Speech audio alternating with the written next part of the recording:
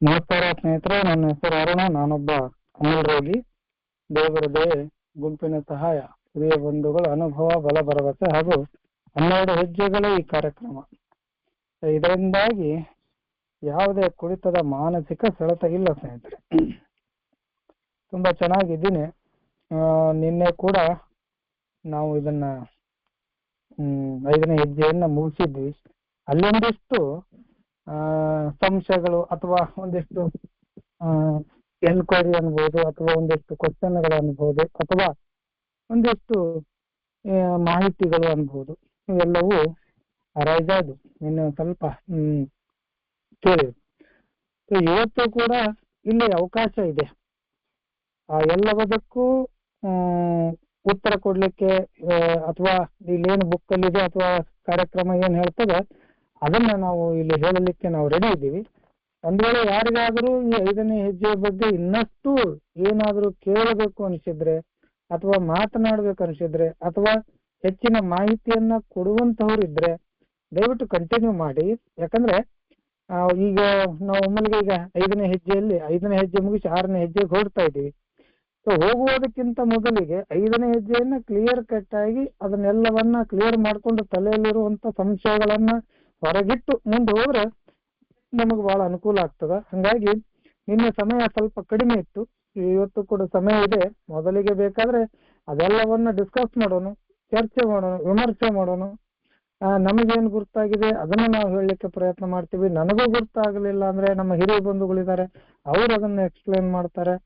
ಅದನ್ನೂ ಆಗ್ಲಿಲ್ಲ ಅಂದ್ರೆ ತಿಳಿದವ್ರು ಸಾಕಷ್ಟು ಜನ ಈ ಕಾರ್ಯಕ್ರಮದಲ್ಲಿದ್ದಾರೆ, ಅವರು ಕೂಡ ಎಕ್ಸ್ಪ್ಲೇನ್ ಮಾಡ್ಬೋದು. ಓಪನ್ ಚರ್ಚೆ ಇರ್ತದೆ. ಹಿಂಗಾಗಿ ಅದರ ಬಗ್ಗೆ ಏನಾದ್ರು 5ನೇ ಹೆಜ್ಜೆ ಬಗ್ಗೆ ಯಾರಿಗಾದ್ರೂ ಸಂಶಯಗಳು ಅಥವಾ ಒಂದಿಷ್ಟು ಪ್ರಶ್ನೆಗಳಿದ್ರೆ ಇವತ್ತು ಕೂಡ ಕೇಳಬಹುದು. 1 ನಿಮಿಷ ನಾನು ಇಲ್ಲಿ ಸೈಲೆಂಟ್ ಆಗ್ತೀನಿ. ಯಾರಿಗಾದ್ರೂ ದಯವಿಟ್ಟು ಏನಾದ್ರು ಇದ್ರೆ ಅನ್ಮ್ಯೂಟ್ ಆಗಿ ಮಾತಾಡಿ. ಇಲ್ಲಪ್ಪ ಅಂದ್ರೆ 6ನೇ ಹೆಜ್ಜೆಗೆ ನಾವು ಇವತ್ತು ಮುಂದೆ ಹೋಗೋಣ. ಸೊ ಟೈಮ್ ಸ್ಟಾರ್ಟ್ ನಾವು.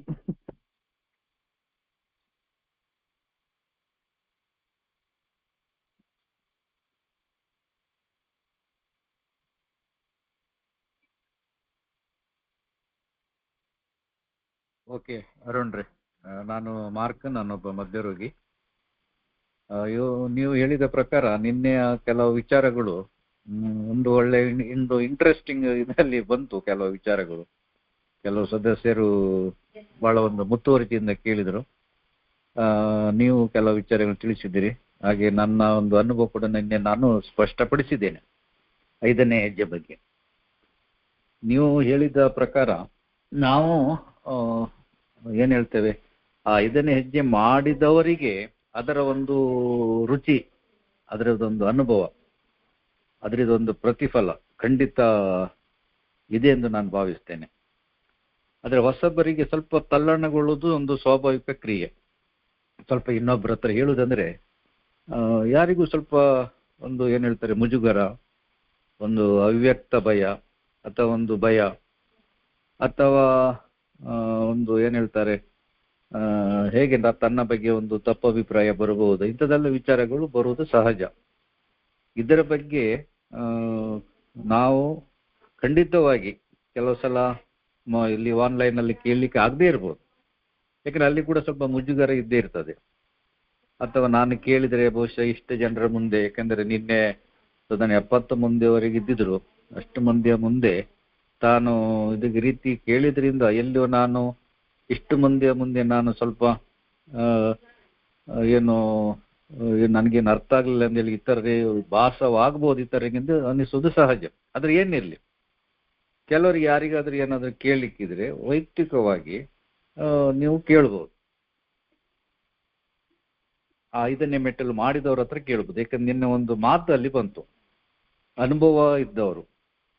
ಖಂಡಿತವಾಗಿ ಆ ಅನುಭವ ಇದ್ದವರ ಹತ್ರ ನಾವು ಅಥವಾ ನಾನು ಕೇಳಿದ್ರೆ ಬಹುಶಃ ನನಗೆ ಸರಿಯಾದ ಮಾಹಿತಿ ಮತ್ತೆ ವಿಚಾರಗಳು ಲಭ್ಯವಾಗ್ತವೆ. ಊಹಾತ್ಮಕವಾಗಿ ಯಾರು ಪ್ರಶ್ನೆಗಳನ್ನು ಕೇಳಬೇಡಿ. ಅಂದ್ರೆ ಹೀಗೆ ಮಾಡಿದ್ರೆ ಹಾಗೆ ಆಗ್ತದ, ಹಾಗೆ ಮಾಡಿದ್ರೆ ಹೀಗೆ ಆಗ್ತದ, ಊಹಾತ್ಮಕ ಪ್ರಶ್ನೆಗಳು ಬರಬಾರ್ದು. ಅಂದ್ರೆ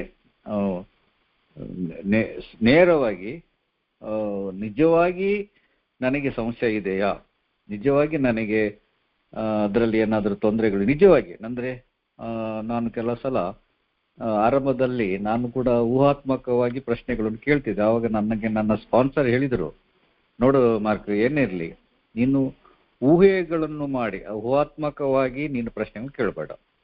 ನಿನಗೆ ಅದು ಅನುಭವಕ್ಕೆ ಬಂದಿದೆಯಾ, ನಿನ್ನ ಗಮನಕ್ಕೆ ಬಂದಿದೆಯಾ, ನಿನಗೆ ಅದು ಅನಿಸ್ತದೆ ಕೇಳು. ಆವಾಗ ನಾನು ಅಲ್ಲಿ ಸ್ವಲ್ಪ ತಣ್ಣಗಾದೆ. ಯಾಕೆಂದರೆ ಹಲವಾರು ಪ್ರಶ್ನೆಗಳು ನನ್ನದು ಊಹಾತ್ಮಕವಾಗಿ ಇದ್ದವು. ಅದು ನನಗೆ ಅವರು ಸ್ಪಷ್ಟವಾಗಿ ಬೆರಳು ತೋರಿಸಿ ಹೇಳಿದರು, ನನ್ನ ಮಾರ್ಗದರ್ಶಕರು. ಇಲ್ಲ, ನೀನು ಈ ರೀತಿ ಕೇಳಬಾರ್ದು, ಅಥವಾ ಈ ರೀತಿ ಸರಿಯಲ್ಲ, ಅಥವಾ ಈ ರೀತಿ ಕೇಳಿದರೆ ಏನಾಗ್ತದೆ ಅಂದರೆ ನಾವು ಸ್ವಲ್ಪ ನೇರವಾಗಿ ನಿನಗೆ ಉತ್ತರಿಸಬೇಕಾಗ್ತದೆ, ಮತ್ತೆ ನಿನಗೆ ಸ್ವಲ್ಪ ಅಲ್ಲಿ ನೋವಾಗ್ಬೋದು. ಏನಿರಲಿ, ಇಲ್ಲಿ ನಿನ್ನೆ ಅರುಣ್ರವರು ಬಹಳ ಸ್ಪಷ್ಟವಾಗಿ ಬಹಳ ಚಂದ ಮಾಡಿ ಅದರ ಬಗ್ಗೆ ಅನುಭವ ಇರುವವರೊಡನೆ ನೀವು ಮಾಡಿ 5ನೇ ಹೆಜ್ಜೆ, ಮತ್ತೆ ಅನುಭವ ಇರುವವರ ಹತ್ರ ಕೇಳಿ. ಪ್ರಶ್ನೆಗಳು ಬರುವುದು ಸಹಜ, ಸಂಶಯಗಳು ಇರುವುದು ಸಹಜ. ಮತ್ತೆ ಇಲ್ಲಿ ನಾವು ನಮ್ಮದು ಇದು ಏನು ಹೇಳ್ತೇವೆ, ಪ್ರಜಾಸತ್ತಾತ್ಮಕ ಒಂದು ಬಾಂಧವ್ಯ ಇದು. ಇಲ್ಲಿ ಸಮಾನತೆ ಇದೆ. ಇಲ್ಲಿ ನಾವು ಒಬ್ರಿಗೊಬ್ಬರು ಆಧರಿಸ್ತೇವೆ, ಪ್ರೀತಿಸ್ತೇವೆ, ಒಬ್ರಿಗೊಬ್ಬರು ನಾವು ಸಹಕಾರ ಕೊಡ್ತೇವೆ, ಒಬ್ರಿಗೊಬ್ಬರು ನಾವು ಅರ್ಥೈಸ್ಕೊಳ್ತೇವೆ, ಒಬ್ರಿಗೊಬ್ಬರು ನಾವು ಏನು ಹೇಳ್ತೇವೆ, ಬೆಂಬಲಿಸ್ತೇವೆ. ಏಕೆಂದರೆ ನನಗೆ ಆ ರೀತಿ ನನ್ನ ಹಿರಿಯರು ಮತ್ತೆ ನನಗೆ 5ನೇ ಮೆಟ್ಟಲು ನಾನು ಯಾರೊಡನೆ ಮಾಡಿದೇನೋ ಆ ವ್ಯಕ್ತಿ ನನಗೆ ಆ ರೀತಿ ಮಾಡಿದ್ದಾರೆ. ಮತ್ತೆ ಆ ವ್ಯಕ್ತಿ ನನಗೆ ಬೇಕಾದಷ್ಟು ಪ್ರೋತ್ಸಾಹ ಕೊಟ್ಟರು ಎಂದು ಹೇಳಿದರೆ ಅವರ ಅನುಭವದ ಮುಖಾಂತರ ನನಗೆ ಪ್ರೋತ್ಸಾಹ ಕೊಟ್ಟರು. ಇನ್ನೊಂದು ಬಹಳ ಮಹತ್ತರವಾದ ವಿಚಾರ ಏನೆಂದರೆ, ನಾನು ನನ್ನ ಪ್ರಾಯೋಜಕರೇ ಅವ್ರ ಹತ್ರ ನಾನು ಮಾಡಿದ್ದೆ 5ನೇ ಹೆಜ್ಜೆ. ನಾನು ಅವರಿಗೆ ಒಂದು ದೇವತಾ ಮನುಷ್ಯ ಅಂದರೆ ನನಗೆ ಅವ್ರ ಬಗ್ಗೆ ಒಳ್ಳೆಯ ಒಂದು ಅಭಿಮಾನ, ಪ್ರೀತಿ, ಗೌರವ ಎಲ್ಲ ಇದ್ದಿತ್ತು. ಅವರು ನನ್ನೊಡನೆ, ನಾನು ಅವರೊಡನೆ 5ನೇ ಹೆಜ್ಜೆ ಮಾಡಲಿಕ್ಕೆ ಹೊರಟಿದಾಗ ಅವರಲ್ಲಿರುವ ಕೆಲವು ದೋಷಗಳು ನನ್ನ ಮುಂದೆ ಅವರು ಹೇಳುವಾಗ ಅವ್ರು ಎಲ್ಲಿಯೂ ಹೇಳಿಲ್ಲ. ಯಾವುದೇ ಸಭೆಯಲ್ಲಿ ಅನುಭವ ಕೊಡುವಾಗ ಇಂಥ ದೋಷಗಳ ಬಗ್ಗೆ ಅವರು ಪ್ರಸ್ತಾಪ ಮಾಡಿಲ್ಲ. ಯಾಕೆಂದ್ರೆ ಕೆಲವು ವಿಚಾರಗಳು ನಾವು ಇಲ್ಲಿ ಹೇಳ್ತೇವೆ, ಅನುಭವದಲ್ಲಿ ಹೇಳಬಾರ್ದು. ಯಾಕೆಂದ್ರೆ ಅದರಿಂದ ಬೇರೆ ಬೇರೆ ತೊಂದರೆಗಳಾಗ್ತವೆ, ಮತ್ತೆ ನಾವು ಇತರರಿಗೆ ಏನು ಹೇಳ್ತಾರೆ, ತಪ್ಪು ಸಂದೇಶ ಕೊಟ್ಟಾಗ ಆಗ್ತದೆ. ಆದುದರಿಂದ ಕೆಲವು ಗುಟ್ಟಿನ ವಿಚಾರಗಳು ನಾವು ಯಾರಾದ್ರೂ ಒಬ್ಬರ ಹತ್ರ ಮಾತಾಡ್ಬೇಕಂತ ಹೇಳ್ತಾರೆ. ಇಲ್ಲಿ ಆ ದಿನ ನನ್ನ ಹತ್ರ ಅವರು ಕೆಲವು ವಿಚಾರಗಳು ಹೇಳಿದಾಗ ನನಗೆ ಈ ರೀತಿ ಭಾಸವಾಯಿತು. ಏನಂದ್ರೆ ಈ ವ್ಯಕ್ತಿ ನನ್ನ ಹಾಗೆ ಕೆಲವು ವಿಚಾರಗಳ ಬಗ್ಗೆ ನನಗೆ ಅವರ ಹತ್ರ ಪ್ರಸ್ತಾಪ ಮಾಡಲಿಕ್ಕೆ ಮನಸ್ಸು ನಾನು ಹಿಂದೇಟು ಆಗ್ತಿದ್ದೆ. ಆಗ ಅವರು ಕೆಲವು ವಿಚಾರಗಳು, ಅವರಲ್ಲಿರೋ ಕೆಲವು ದೋಷಗಳು ನನ್ನ ಮುಂದೆ ಹೇಳಿದಾಗ ಬಂಧುಗಳೇ, ಈಗ ನನಗೆ ಒಂದು ಆತ್ಮವಿಶ್ವಾಸ ಬಂತು.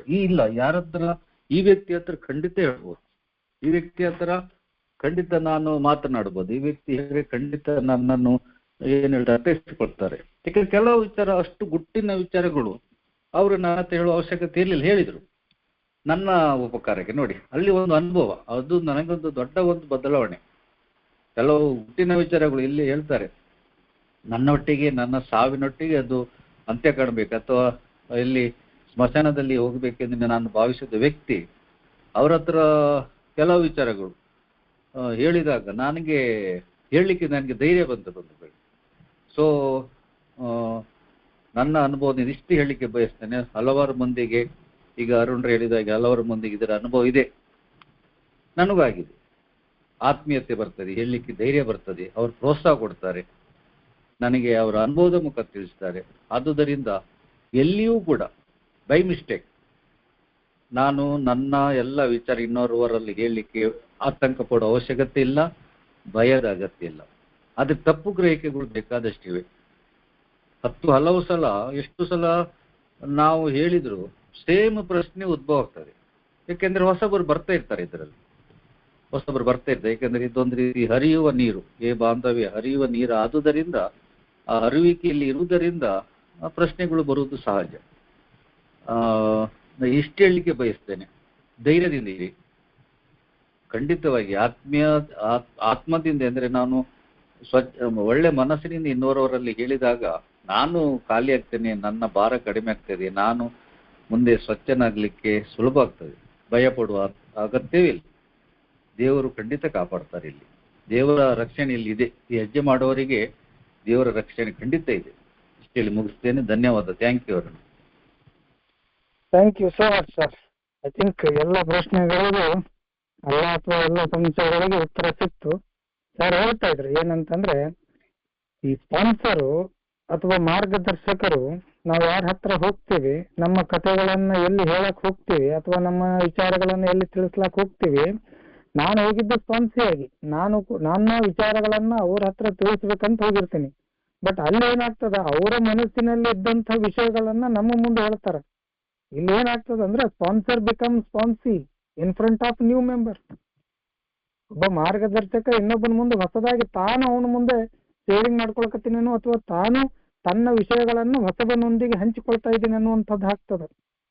So sponsor become sponsee and sponsee become sponsor ಅಂತ ಹೇಳ್ತಾರೆ. ನಾನು ಹೇಳಲಿಕ್ಕೆ ಹೋದವ ನಾನು ಅವ್ರ ಕಥೆಗಳನ್ನ ಕೇಳ್ತೀನಿ, ಅವರು ನನಗವಾಗ ಸ್ಪಾನ್ಸಿ ಆಗ್ತಾರೆ, ನಾನು ಸ್ಪಾನ್ಸರ್ ಆದಂಗೆ ಆಗ್ತೀನಿ. ಅವರ ಕಥೆಗಳನ್ನ ಅವ್ರು ಹೇಳಿದಾಗ ಆಟೋಮೆಟಿಕ್ ಆಗಿ ನನ್ನಲ್ಲಿ ಧೈರ್ಯ ಬರ್ತದೆ. ಧೈರ್ಯ ಹೆಂಗ್ ಬರ್ತದಂದ್ರೆ, ಈ ಮನುಷ್ಯ ಈ ವಿಚಾರಗಳನ್ನ ನನ್ನ ಮುಂದೆ ಇಟ್ಟಾಗ ನನ್ನ ವಿಚಾರಗಳೇನು ದೊಡ್ಡ ಭಾರಿ ಅಲ್ಲ, ಭಗವಂತ ಈ ಕುಡಿತದಿಂದ ಹೊರಗಡೆ ತಂದಿದ್ದಾನೆ, ಇವುಗಳಿಂದ ಹೊರಗೆ ತರೋದಿಲ್ಲ ಅನ್ನುವಂಥ ವಿಚಾರ ನಮ್ಮ ತಲೆಯಲ್ಲಿ ಬರಬೇಕು. ಹಂಗಾಗಿ ಧೈರ್ಯದಿಂದ ಮುಂದುವರಿಬೇಕು. ಏನೇನೂ ಆಗೋದಿಲ್ಲ, ಯಾವುದಕ್ಕೂ ತಲೆ ಕೆಡಿಸ್ಕೋಬಾರ್ದು. ಸೊ ನಮ್ಮಲ್ಲಿ ಮೊದಲಿಗೆ ಹೆದರಿಕೆ ಯಾಕೆ ಬರ್ತದ ಅಂತಂದ್ರೆ, ಮಾಡಿದ್ರೆ ಏನಾಗ್ತದ, ಹೋದ್ರೆ ಏನಾಗ್ತದ, ಹೇಳಿದ್ರೆ ಏನಾಗ್ತದ, ಅವಾಗ ಹೋಗಿ ಇನ್ನೊಬ್ರ ಮುಂದೆ ಹೇಳಿದ್ರೆ ಏನಾಗ್ತದ, ಹಂಗಾದ್ರೆ ಏನಾಗ್ತದ, ಹಿಂಗಾದ್ರೆ ಏನಾಗ್ತದ ಅನ್ನುವಂತ ನಮ್ಮದೇ ಆದಂತ ಕಲ್ಪನೆಗಳನ್ನೆಲ್ಲವನ್ನ ಬದಿಗಿಟ್ಟು ನನಗೆ ನನ್ನ ಮನೆಯ ಕಸವನ್ನ, ನನ್ನ ಮನಸ್ಸಿನ ಕಸವನ್ನ ಮೊದಲು ಹೊರಗೆ ಹಾಕಬೇಕಾಗಿತ್ತು. ಖಲಾಸ್ ಅದನ್ನ ವಿಚಾರ ಮಾಡ್ಬೇಕು, ಅದಕ್ಕೆ ಸರಿಯಾದ ಜಾಗ ನೋಡ್ಬೇಕು. ನಾವು ಹೋಗಿ ಮಗಳ ಮನ್ಯಾಗ ಹಾಕ್ತೀನಿ ಮತ್ತೊಬ್ಬರ ಮನ್ಯಾಗ ಹಾಕ್ತೀನಿ ಅಂದ್ರೆ ನಡೆಯಂಗಿಲ್ಲ. ನನ್ನ ಮನಸ್ಸಿನ ಕಸವನ್ನ ಒಂದು ಯಾರಿಗೂ ತೊಂದರೆ ಕೊಡದ ಹಾಗೆ ಇರುವಂತ ಒಂದು ಜಾಗದಲ್ಲಿ, ಒಂದು ಪ್ರಶಾಂತವಾದ ಜಾಗ, ಅಲ್ಲಿ ಅದನ್ನ ಹಾಕ್ಬೇಕು. ಪ್ರಶಾಂತವಾದ ಜಾಗ ಅಂದ್ರೆ ಯಾರು? ಸ್ಪಾನ್ಸರ್ ಅಥವಾ ಮಾರ್ಗದರ್ಶಕರು ಅಥವಾ ನಮ್ಮ ಆತ್ಮಬಂಧು ಅಥವಾ ನಮ್ಮ ಧರ್ಮಗುರುಗಳು ಅಥವಾ ನಮ್ಮ ಸೈಕ್ಯಾಟ್ರಿಸ್ಟು, ಡಾಕ್ಟರ್ಸು ಅಥವಾ ಒಬ್ಬ ಆತ್ಮ ಮಿತ್ರ ಅಂತ ಇರ್ತಾನೆ. ಮೊದಲಿನಿಂದ ಕೂಡ ನನ್ನ ಎಲ್ಲ ವಿಷಯಗಳನ್ನು ಗುರ್ತಿದ್ದಂತ ಇರ್ತಾನೆ, ಅಂಥವ್ರ ಮುಂದೆ ಕೂಡ ಹೇಳ್ಕೋಬಹುದು. ಸೊ ಇಲ್ಲಿಗೆ ನಾವು 5ನೇ ಹೆಜ್ಜೆ ಎಲ್ಲವೂ ಕ್ಲಿಯರ್ ಆಗಿದೆ ಅಂತ ಅನ್ಕೊಳ್ತೀನಿ. ಯಾವುದರ ಸಂಶಯ ಇದ್ರೆ ಇನ್ನೂ ಕೇಳ್ಬೋದು, ಇನ್ನೂ ಸಮಯ ಕೊಡ್ತೀವಿ. ಇಲ್ಲಪ್ಪ ಅಂತಂದ್ರೆ ಯಾರಾದ್ರೂ ಒಬ್ರು ನನಗೆ ಇನ್ಸ್ಟ್ರಕ್ಟ್ ಮಾಡ್ರಿ, 6ನೇ ಹೆಜ್ಜೆಗೆ ಮುಂದೆ ಹೋಗೋಣ. ನಮಸ್ಕಾರ ಸರ್, ನನ್ನ ಹೆಸರು ಅಂದಾನಯ್ಯ, ನಾನೊಬ್ಬ ಅಮೂಲ್ ರೋಗಿ. ಈಗ ನಾವು ಇಬ್ಬರು ಸ್ಪಾನ್ಸರ್ ಹತ್ರ ನಾನು ಮಾಡಿದ್ದೀನಿ, 4ನೇ ಹೆಜ್ಜೆ ಮಾಡಿ 5ನೇ ಹೆಜ್ಜೆ ಒಪ್ಸಿದ್ದೀನಿ. ಸೊ ಒಂದು ನನಗೆ ಇವತ್ತು ಪರಿಹಾರ ಆಗದೆ ಇರೋ ಸಮಸ್ಯೆ ಅಂದ್ರೆ, ಈ ಬ್ಲ್ಯಾಕ್ ಔಟ್ ಅಲ್ಲಿ ಆಗಿರುವಂತ ಕೆಲವು ಜ್ಞಾನದಲ್ಲಿ, ಈಗ ಬ್ಲ್ಯಾಕ್ ಔಟ್ ಅಲ್ಲಿ ಸಾಕಷ್ಟು ಮಾಡಿದ್ದೀನಿ, ಅವು ಗೊತ್ತೇ ಆಗ್ತಾ ಇಲ್ಲ, ಅವೇನು ಓಪನ್ ಆಗ್ತಾವೆ ಹೇಗೆ ಅನ್ನೋದು ಸ್ವಲ್ಪ ತಿಳಿಸ್ಕೊಡ್ಬೇಕು. ಈ ಕುಡಿದು ಜಾಸ್ತಿಯಾಗಿ ಅತಿಯಾಗಿ ಬ್ಲ್ಯಾಕ್ ಔಟ್ ಅಲ್ಲಿ ಕೆಲವು ಇನ್ನೂ ನೆನಪು. ಒಳ್ಳೆ ಕ್ವಶನ್, ಬಹಳ ಬೆಸ್ಟ್ ಕ್ವಶನ್. ಇದನ್ನ ಹೇಳೋದು ಶೋಧನಾತ್ಮಕವಾಗಿ ಹುಡುಕೋದು. ಶೋಧನಾತ್ಮಕವಾಗಿ ಹುಡುಕಾಡಕ್ ಹೋದಾಗ ನಾನು ಬ್ಲಾಕ್ಔಟ್ ಅಲ್ಲಿ ಮಾಡಿದಂಥದ್ದು ನನಗೆ ನೆನಪಿಲ್ಲ ಅಂತ ನೀವು ಹೇಳ್ತೀರಿ. ಅದು ಬಹಳ ಒಳ್ಳೆ ಕ್ವಶನ್. ಬಟ್ ಮಾಡಿಸ್ಕೊಂಡವ್ರು ಇರ್ತಾರೆ, ನೆನಪಿರ್ತಾರೆ. ನಾವು ಯಾವಾಗ ಯಾರ ಎದುರಿಗೆ ಬ್ಲಾಕ್ಔಟ್ ಆದಾಗ ಏನು ವರ್ತನೆಗಳನ್ನ ಮಾಡಿರ್ತೀವಿ, ಅವುಗಳು ಮನೆಯವರಾಗ್ಲಿ, ಹೊರಗಿನವರಾಗ್ಲಿ, ಗೆಳೆಯರಾಗ್ಲಿ ಅಥವಾ ನಮಗ್ ಗುರ್ತಿದ್ದವರಾಗ್ಲಿ ಯಾರು ಮುಂದಾರ ಮಾಡಿರ್ತೀವಿ. ಒಬ್ಬರೇ ಅಂತ ಮಾಡಿದ್ರೆ ಓಕೆ, ಅದು ನೆನಪಿಲ್ಲ ಬಿಟ್ಬಿಡು, ತಲೆ ಕೆಡಿಸ್ಕೊಳಂಗಿಲ್ಲ. ಆದ್ರೆ ಯಾರು ಎದುರಿಗೆ ಏನಾರ ಮಾಡ್ಕೊಂಡಿರ್ತೀವಲ್ಲ, ಅವ್ರು ಹೇಳ್ತಾರ, ನೀನು ಆ ತರ ಮಾಡಿದ್ದಪ್ಪ ಮರೆಯ ಪುಣ್ಯಾತ್ಮ ಆ ಟೈಮ್ದಲ್ಲಿ ಅಂತ ಹೇಳಿ.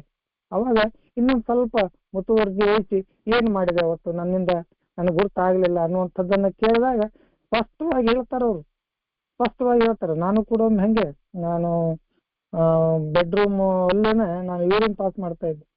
ನಾನು ಬಾತ್ರೂಮ್ ಅಂತ ತಿಳ್ಕೊಂಡ್ಬಿಟ್ಟಿದ್ದೆ, ನನ್ನ ಕಲ್ಪನೆ ಎಲ್ಲ ಬಾತ್ರೂಮ್, ಆದ್ರೆ ನಾನು ಬೆಡ್ರೂಮ್ ಅಲ್ಲೇ ಮಾಡ್ತಾ ಇದ್ದೆ. ಎಷ್ಟೋ ದಿವಸಗಳ ನಂತರ ನನ್ನ ಹೆಂಡತಿ ಹೇಳಿದ್ಲು, ನೀನು ಇಲ್ಲೇ ಬೆಡ್ರೂಮ್ ಅಲ್ಲಿ ನಿಂತು ಯೂರಿನ್ ಪಾಸ್ ಮಾಡಿದ್ದೆ ಅಂತ. ಅಂದ್ರೆ ನನ್ನ ಅರಿವಿಗಿಲ್ಲ ಅದು ನಾನು ಮಾಡಿದ ತಪ್ಪು. ಹಂಗೆ ಸುಮ್ಮನೆ ಉದಾಹರಣೆ ಇದು. ಅಂತ ತಪ್ಪುಗಳು ಯಾರು ಮಾಡಿಸ್ಕೊಂಡಿರ್ತಾರೆ, ಯಾರ ಅನುಭವದಲ್ಲಿ ಅವು ಆಗಿರ್ತಾವ, ಅವರು ಕೂಡ ಹೇಳ್ತಾರ. ಅವಾಗ ಅದಕ್ಕೊಂದು ಪರಿಹಾರ ಅಥವಾ ಅದನ್ನೊಂದು ಹೇಳ್ಕೊಂಡು ಅದನ್ನೊಂದು ಇದು ಮಾಡ್ಕೊಳ್ಳೋದಾಗಿರ್ತದೆ. ಹಂಗಂತೇಳಿ ಕೊರಗ್ತಾ ಕುಂದ್ರಬಾರ್ದು. ಅವಾಗ ಏನ್ ಮಾಡಿದೆ ಇವಾಗ ಏನ್ ಮಾಡಿದೆ ಅಂತ ರಿಗ್ರೆಟ್ ಇಟ್ಕೊಳಂಗಿಲ್ಲ. ಒಮ್ಮೊಮ್ಮೆ ತಾನೇ ನೆನಪು ಬರ್ತಾವೆ ಕೆಲವೊಂದಿಷ್ಟು ವಿಷಯಗಳು, ಆಯಾ ಜಾಗಕ್ಕೆ ಹೋದಾಗ, ಆಯಾ ಸಂದರ್ಭ ಬಂದಾಗ, ಅಥವಾ ಆ ಮನುಷ್ಯ ಎದುರಿಗೆ ಬಂದಾಗ, ಆ ಪರಿಸ್ಥಿತಿಗಳು ಎದುರಿಗೆ ಬಂದಾಗ ಮತ್ತು ನೆನಪಾಗ್ತಾವೆ. ಅಂತ ಟೈಮ್ದಾಗೂ ನಾವು ಮಾಡ್ಕೋಬಹುದು. ತುಂಬ ಧನ್ಯವಾದಗಳು ಸರ್. ಹಾಗೆ ಸ್ನೇಹಿತರೆ, ಮತ್ತೆ ಯಾರಿಗಾದ್ರು ಏನಾದ್ರು, ಥ್ಯಾಂಕ್ ಯು ಮತ್ತೆ ಯಾರಿಗಾದ್ರೂ ಏನಾದ್ರು, ಸೊ ವಿಲ್ ಮೂವ್ 6ನೇ ಹೆಜ್ಜೆ ಕಡೆ ಹೋಗೋಣ.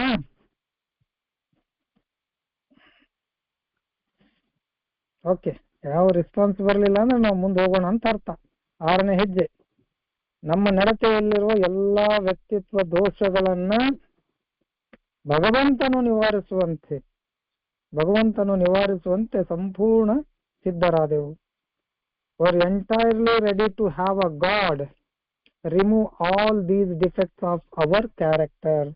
ನನ್ನ ಚಾರಿತ್ರದ ದೋಷಗಳನ್ನ ಎಲ್ಲವನ್ನು ತೆಗೆದು ಹಾಕ್ಲಿಕ್ಕೆ ಯಾರು ತೆಗೆದು ಹಾಕಬೇಕು? ದೇವರು ಯಾರು? ನಾನು ಅರ್ಥ ಮಾಡಿಕೊಂಡಂತ ಭಗವಂತ. ನಾನು ಅರ್ಥ ಮಾಡಿಕೊಂಡಂತ ನನ್ನ ಭಗವಂತ ನನ್ನಲ್ಲಿರುವಂತ ನನ್ನದೇ ಆದಂತ ಈ ಚಾರಿತ್ರದ ದೋಷಗಳನ್ನ ತೆಗೆದು ಹಾಕ್ಲಿಕ್ಕೆ ನಾನು ರೆಡಿ ಇದ್ದೀನಿ ದೇವರೇ ಅನ್ನುವಂಥದ್ದು. ಸೊ ಮೊದಲನೇದು ಒಂದು ಪ್ಯಾರ ಓದ್ಲಿ, ಆಮೇಲೆ ಅದರ ಬಗ್ಗೆ ವಿವರಣೆಗೆ ಬರೋಣ. ನಾನು ಕೂಡ ಇಲ್ಲಿ ಸ್ಕ್ರೀನ್ ಶೇರ್ ಮಾಡ್ತೀನಿ, ದಯವಿಟ್ಟು ಓದಿ ಸರ್. ಒಂದು ಬ್ಯಾಕ್ ಸೈಡ್ ಇಂದ ನನ್ನನ್ನ ಮ್ಯೂಟ್ ಮಾಡಿ ಒಂದೊಂದು ಪ್ಯಾರ ಓದ್ಕೊಂಡು ಹೋಗೋಣ. Thank you. ನಮಸ್ಕಾರ ಬಂಧುಗಳೇ. 12 ಹೆಜ್ಜೆಗಳು ಮತ್ತು 12 ಪರಂಪರೆಗಳು ಪುಸ್ತಕ, ಪುಟ ಸಂಖ್ಯೆ 60. 6ನೇ ಹೆಜ್ಜೆ, ನಮ್ಮ ನಡತೆಯಲ್ಲಿರುವ ಎಲ್ಲ ವ್ಯಕ್ತಿತ್ವ ದೋಷಗಳನ್ನು ಭಗವಂತನು ನಿವಾರಿಸುವಂತೆ ಸಂಪೂರ್ಣ ಸಿದ್ಧರಾದೆವು. 6ನೇ ಹೆಜ್ಜೆಯು ಆಧ್ಯಾತ್ಮಿಕ ಬೆಳವಣಿಗೆಗೆ ಅಗತ್ಯವಾದುದು. ಇದು ಜೀವನ ಪರ್ಯಂತದ ಅಭ್ಯಾಸದ ಪ್ರಾರಂಭ. ವಾಸ್ತವತೆ ಮತ್ತು ಪರಿಪೂರ್ಣತೆಗೆ ಪ್ರಯತ್ನಿಸುವುದರ ವ್ಯತ್ಯಾಸದ ಪರಿಚಯ. ನಾವು ಪ್ರಯತ್ನಿಸುತ್ತಲೇ ಇರಬೇಕು. ತಯಾರಾಗಿರುವುದು ಅಗತ್ಯದು, ತಡ ಮಾಡುವುದು ಅಪಾಯಕಾರಿ. ಬಂಡಾಯವು ವಿನಾಶಕಾರಿ ಆಗಬಹುದು. ನಾವು ಅಪೂರ್ಣ ಉದ್ದೇಶಗಳನ್ನು ತೊರೆದು ನಮ್ಮಲ್ಲಿ ದೇವರ ಇಚ್ಛೆ ನಡೆಯುವಂತೆ ಇಚ್ಛಿಸುವ ಪ್ರಾರಂಭಿಕ ಹಂತ. ಎಲ್ಲ ಪ್ರಶ್ನೆಗಳಿಗೂ ಉತ್ತರ ಒಂದೇ ಪ್ಯಾರಾದಲ್ಲಿ. ಆಧ್ಯಾತ್ಮಿಕ ಬೆಳವಣಿಗೆ ನನಗೆ ಬೇಕು ಅಂತಂದ್ರೆ ಈ ಹೆಜ್ಜೆ ಅತ್ಯಂತ ಅಗತ್ಯವಾದದ್ದು ಅಂತ. ಇದು ಒಂದು ದಿನದ ಕಥೆ ಅಲ್ಲ, ಹಿಂದಿನದನ್ನ ಹೇಳಿ ಮುಂದೆ ಹೋಗುದಂತಲ್ಲ. ಇದು ಪ್ರತಿ ಕ್ಷಣದ, ಪ್ರತಿ ಜೀವನದ ಪರ್ಯಂತ, ಪ್ರತಿ ಕ್ಷಣದ ಅಥವಾ ನನ್ನ ಉಸಿರು ಇರುವ ತನಕ ನಡೆಯುವಂತ ಕೆಲಸ ಇದು. ಇದನ್ನ ಪ್ರಾಕ್ಟೀಸ್ ಮಾಡ್ತಾನೆ ಇರಬೇಕು, ನಮ್ಮ ಜೀವನದಲ್ಲಿ ಅಳವಡಿಸ್ಕೊಳ್ತಾನೆ ಇರಬೇಕು. ಇದರ ಮುಖಾಂತರನೇ ನಾವು ಜೀವನವನ್ನ ಸಾಗಬೇಕಾಗಿರುವಂತ ಒಂದು ಪ್ರಮೇಯ ಇದು. ಇದರಿಂದಾನೇ ಹೋಗಬೇಕು. ವಾಸ್ತವತೆ ಮತ್ತು ಪರಿಪೂರ್ಣತೆಗೆ ಪ್ರಯತ್ನಿಸುವುದರ ವ್ಯತ್ಯಾಸದ ಪರಿಚಯ. ಯಾವಾಗ ನನ್ನಲ್ಲಿ ಏನದ ಅದು ವಾಸ್ತವ, ಏನಿತ್ತು ಏನಿದೆ ಅದು ವಾಸ್ತವ. ಇವತ್ತು ನಾನು ಏನು ಪ್ರಯತ್ನ ಮಾಡ್ತಾ ಇದ್ದೀನಿ ಅಂದ್ರೆ ಪರಿಪೂರ್ಣತೆ ಐತಿ. ಪರ್ಫೆಕ್ಷನಿಸ್ಟ್ ಅಂತ ಹೇಳ್ತೀವಿ, ಪರ್ಫೆಕ್ಟ್ ಅಂತ ಹೇಳ್ತೀವಿ, ಅಥವಾ ಪರ್ಫೆಕ್ಷನಿಸಮ್ ಅಂತ ಹೇಳ್ತೀವಿ. ಪರಿಪೂರ್ಣತೆಗೆ, ಸಂಪೂರ್ಣತೆಗೆ, ಅದರ ಮತ್ತು ನನ್ನಲ್ಲಿರುವಂಥದ್ದು ಎರಡರ ವ್ಯತ್ಯಾಸ ಇದು. ನನ್ನಲ್ಲಿ ಏನಿದೆ ಅನ್ನುವಂಥದ್ದು ನನಗೆ ಗುರುತು, ಅದು ವಾಸ್ತವ, ಅದು ಸತ್ಯ. ಇವತ್ತಿನ ಈ ಕ್ಷಣ ನನ್ನಲ್ಲಿ ಏನಿದೆ ಅನ್ನುವಂಥ ನಾನು ಎಲ್ಲಿ ಪ್ರಯತ್ನ ಮಾಡಕತ್ತೀವಿ ಅಂದ್ರೆ ಈ ಆಧ್ಯಾತ್ಮಿಕ ದಾರಿ ಒಳಗೆ ಬೆಳಿಲಿಕ್ಕೆ ಪ್ರಯತ್ನ ಮಾಡ್ತಾ ಇದ್ವಿ. ಪರಿಪೂರ್ಣತೆಗೆ ನಮ್ಮ ಪಯಣ ನಡೆದಾಗ ಗುರಿ ನಾವು ಮುಟ್ತೀವಿ ಗೊತ್ತಿಲ್ಲ, ಮುಟ್ಟುದು ಆಗ್ತದೆ ಇಲ್ಲ ನನಗೂ ಗೊತ್ತಿಲ್ಲ, ಆಗುದಿಲ್ಲ ಅಂತ ಹೇಳ್ತಾರ ಅವ್ರು. ಯಾಕಂದ್ರೆ ಈ ಜಗತ್ತಿನಲ್ಲಿ ಯಾವುದು ಕೂಡ ಪರಿಪೂರ್ಣ ಇಲ್ಲ,